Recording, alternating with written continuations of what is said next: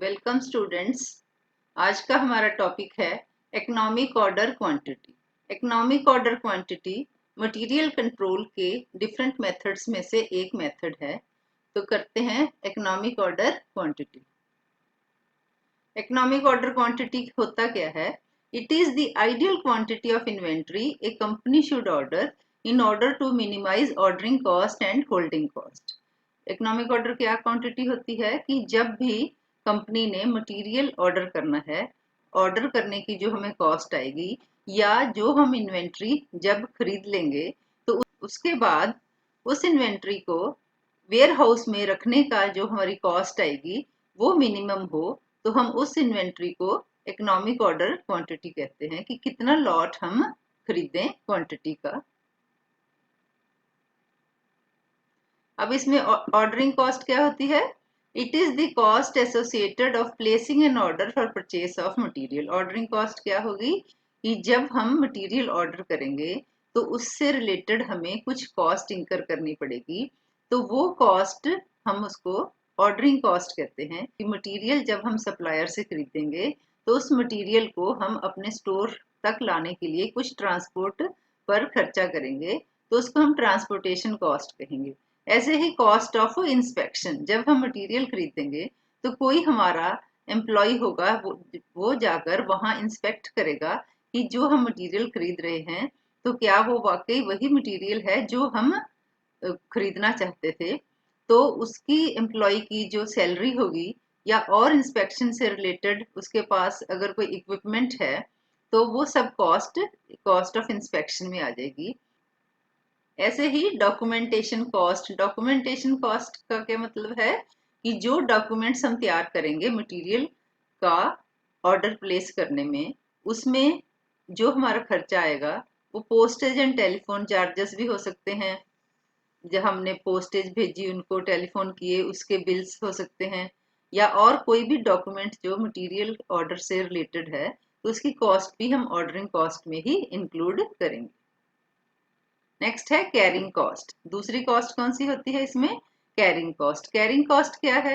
It is the cost of keeping the inventory in the store. कि जब हम material खरीद लेंगे वो हमारी फैक्ट्री में आ जाएगा, तो अब हमने उसके लिए स्टोर का इंतजाम करना है।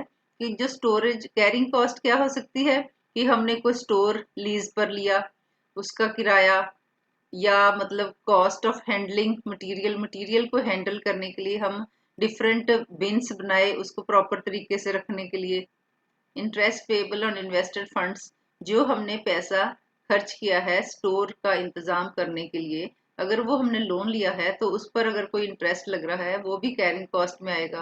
कॉस्ट ऑफ ऑब्सोलसेंस, ऑब्सोलसेंस का क्या मतलब होता है? Outdated product. आउटडेटेड कैसे हो जाएंगे कि जो मटेरियल हमारे पास पड़ा हो, अगर उसकी अब डिमांड खत्म हो जाए तो हम उस मटेरियल को अपनी प्रोडक्शन में यूज नहीं कर सकते, तो वो ऑब्सोलसेंस हो जाएगा, तो उसकी कॉस्ट भी हमारी कैरिंग कॉस्ट में ही पड़ेगी।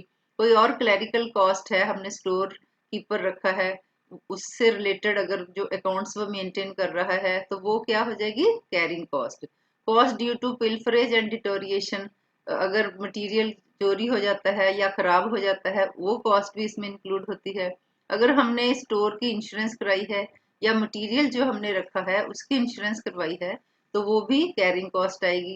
Salary and wages of employees of store keeping department, जो स्टोर कीपिंग डिपार्टमेंट के जितने भी एम्प्लॉयज हैं उनकी सैलरी या वेजेस जो है वो भी कैरिंग कॉस्ट में इंक्लूड होते हैं। हमारी कॉस्ट में तीन तरह की कॉस्ट इंक्लूडेड होती है: परचेज कॉस्ट, ऑर्डरिंग कॉस्ट और कैरिंग कॉस्ट।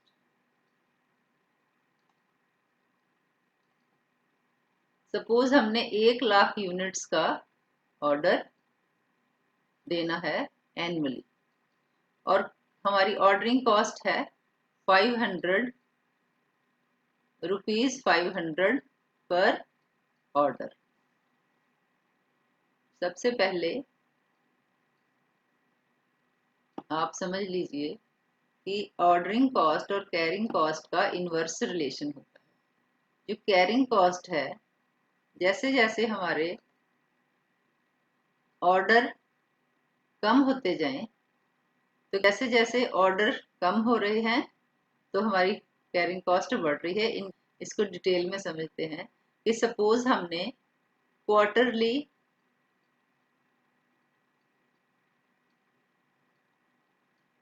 ऑर्डर प्लेस करने हैं, तो हमारे पास 1 लाख यूनिट्स हैं, तो हम कितने ऑर्डर प्लेस करेंगे?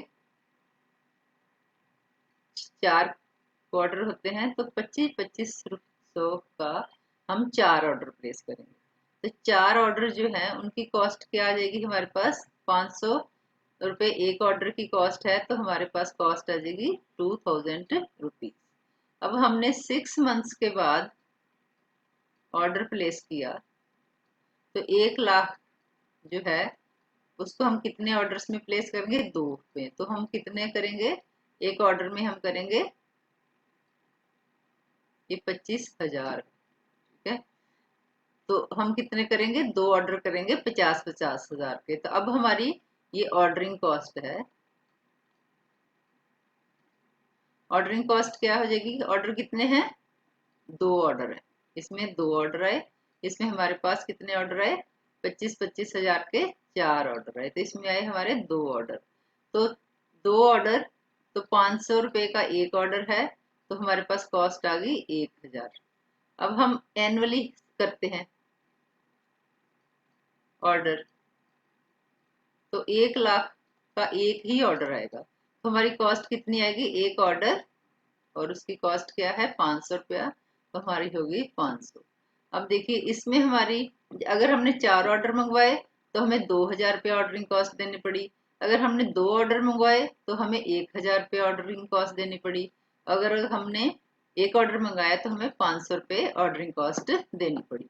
अब इसके साथ साथ और समझिए कि मैंने अभी आपको बताया था कि जैसे जैसे हमारे ऑर्डर्स कम होते जाते हैं, ये ऑर्डर हैं कम हो रहे हैं, ऐसे ऐसे ही हमारी जो है कैरिंग कॉस्ट बढ़ रही है।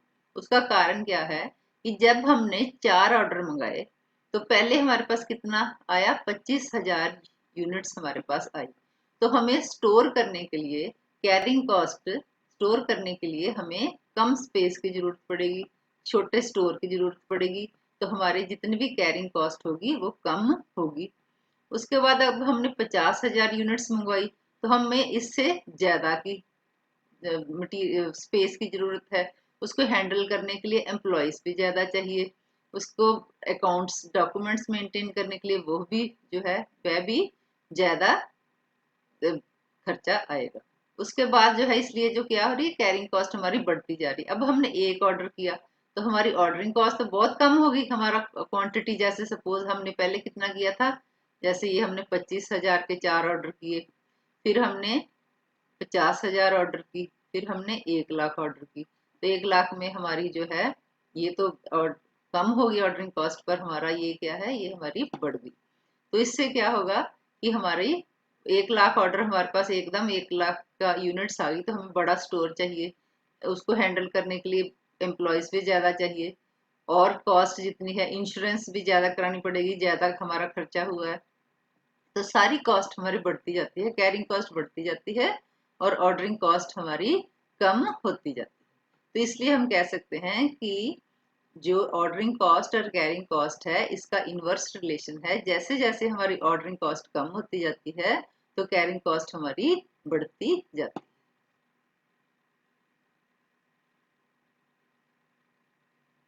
अब फॉर्मूला क्या है? Economic order quantity is equal to 2AO over C।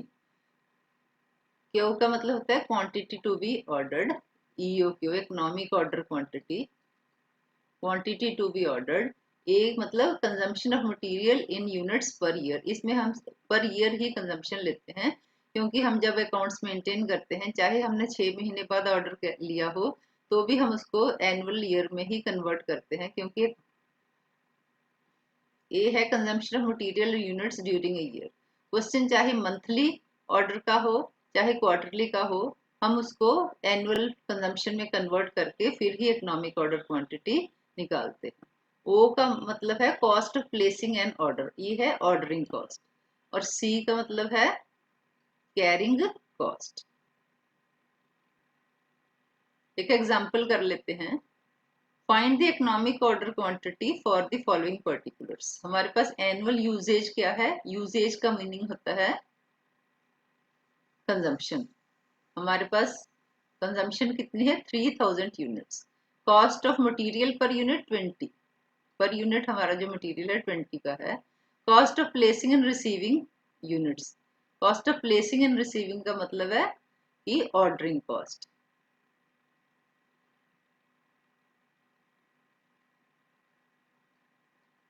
Ordering cost इसका ये मीनिंग है।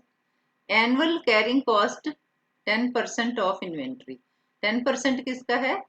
पर यूनिट का हम लेते हैं ना कैरिंग कॉस्ट, तो ये पर यूनिट 20 का 10%। अब क्वेश्चन, एनुअल कंजम्पशन कितनी होगी? 3000 units. Cost of placing order मतलब ऑर्डरिंग कॉस्ट कितनी होगी? 30।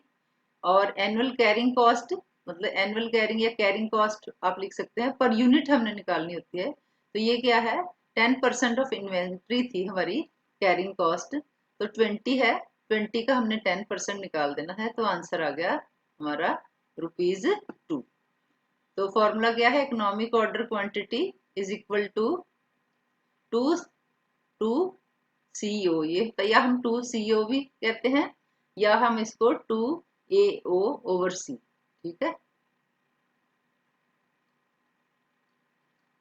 2 AO over C।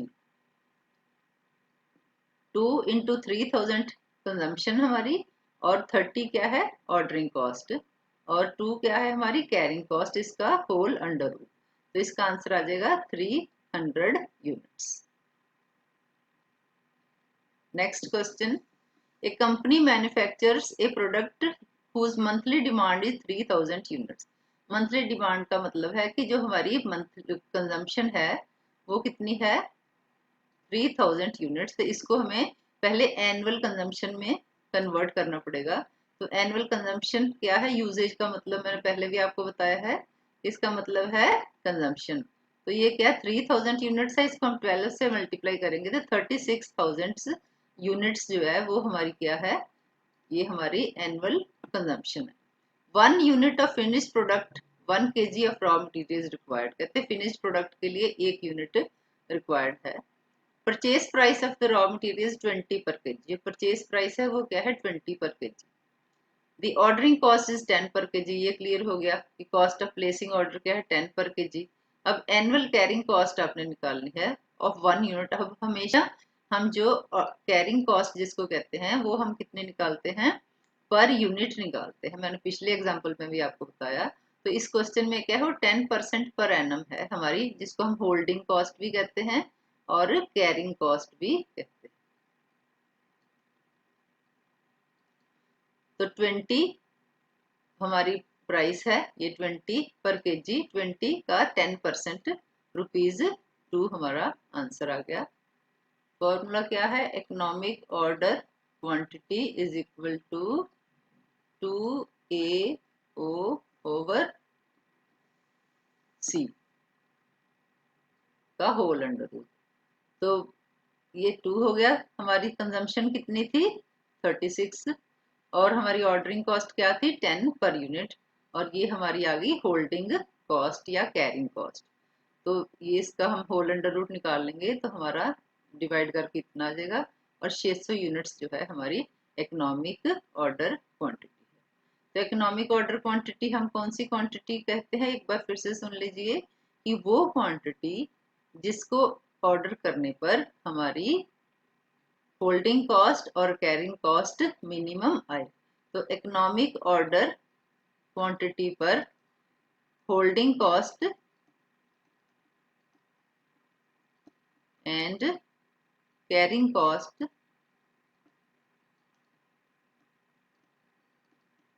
Are equal. ये मैंने पहले भी आपको दिखाया है। तो ये क्या है? हमारी कैरिंग कॉस्ट। तो ये हमारा पॉइंट जो है वो क्या है? Economic order quantity. ये हमारी कौन सी कॉस्ट है? ये है ऑर्डरिंग कॉस्ट।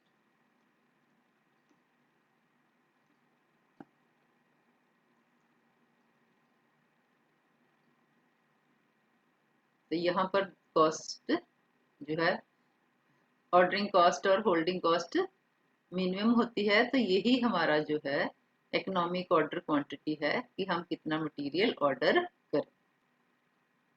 तो स्टूडेंट्स, उम्मीद करती हूँ कि आपको इकोनॉमिक ऑर्डर क्वांटिटी अच्छी तरह समझ आ गया होगा। नेक्स्ट वीडियो में हम और मेथड्स जो इन्वेंट्री कंट्रोल के हैं वो करेंगे।